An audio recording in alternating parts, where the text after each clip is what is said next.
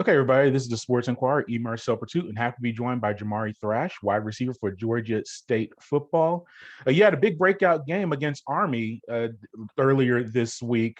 What was that like, being on the field, having the opportunity to be a starter, and being able to produce for the team?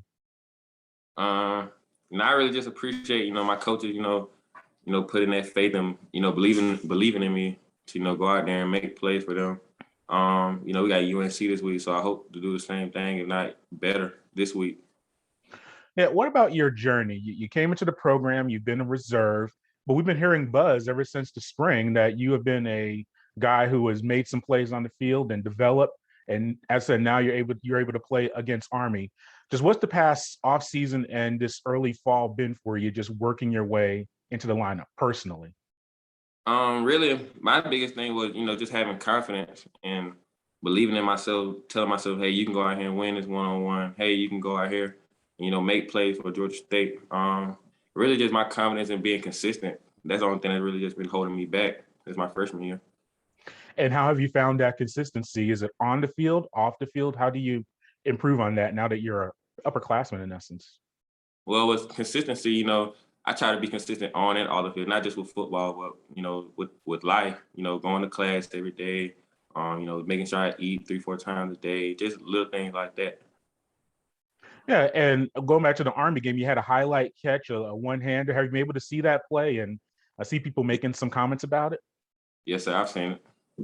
Yeah, what was going through your mind on that play? Did you just see the ball, catch it, or what was your process on that play?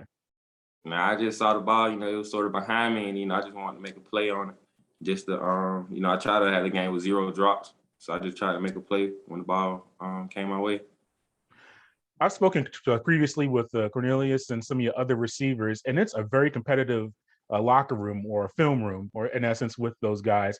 What's that like for you, being in that group where all of you are capable to have multi-catch games and multiple touchdowns? Is that a motivation, or does it keep you ready and active to fight for your spot? Yes, sir. It kind of, keeps you on your toes because, we got Sam. Yep, He's Sam Pinckney. normally the number 1 receiver. So, we just try to make the opportunity count, when the ball headed our way. Yeah, and how do you guys work together as a unit and just help each other get better? Um, as an offense, I feel like, our chemistry is what keeps us going.